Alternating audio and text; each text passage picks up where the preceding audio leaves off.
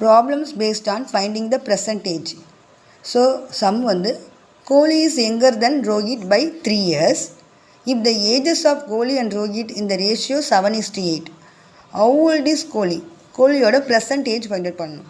This is RRB group D question. Let age வந்து age equal to x yearsனு assume பண்ணிக்கோங்க. Okay, condition என்ன கொடுத்துருக்காங்கன்னா 2 ஸ்டேட்மெண்ட் கொடுத்துருக்காங்க, 2 கண்டிஷனு. செகண்ட் கண்டிஷன் பாருங்கள், ரேஷியோ கொடுத்துருக்காங்க. கோலி அண்ட் ரோஹித்தோட ரேஷியோ என்னென்னு கொடுத்துருக்காங்கன்னா 7:8.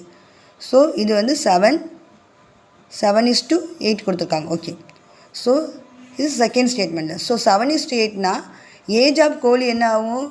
7x இயர்ஸ்னு ஆகும். ஓகே, அதுமாதிரி ஏஜ் ஆஃப் ரோஹித் வந்து 8, ஸோ 8x இயர்ஸ்னு எழுதிக்கலாம், அஷ்யூம் பண்ணிக்கலாம். ஓகே, நெக்ஸ்ட்டு கண்டிஷனில் ஃபஸ்ட்டு ஸ்டேட்மெண்ட் பாருங்கள், Kohli is younger then Rohit by 3 இயர்ஸ்ன்னு கொடுத்துருக்காங்க.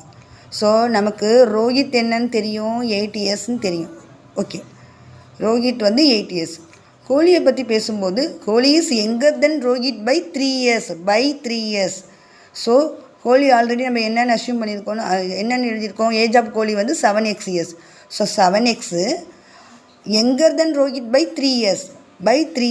ஸோ 7x + 3 இதான், இது ஒரு ஈக்குவேஷன். ஓகேவா? So according to the question படி நமக்கு என்ன ஈக்குவேஷன் ஃபார்ம் ஆகுதுன்னா, லீனியர் ஈக்குவேஷன் 7x + 3 = 8x. ஓகேவா? This is one of the linear equation. So x எல்லாம் ஒரு சைடு வந்து கொண்டு வாங்க. ஸோ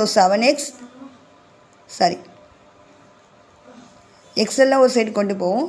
ஸோ 8x, இந்த 7x இந்த சைடு போகும்போது -x அப்படின்னு -7xன்னு மாறும், = 3.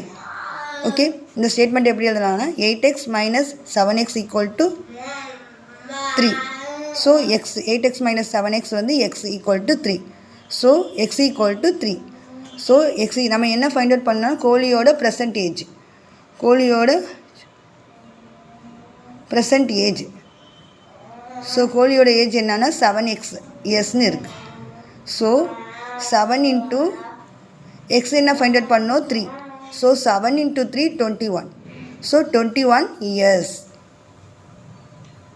ஸோ கோலியோட ப்ரெசன்ட் ஏஜ் வந்து 21 இயர்ஸ். இதான் ஆன்சர். ஓகே.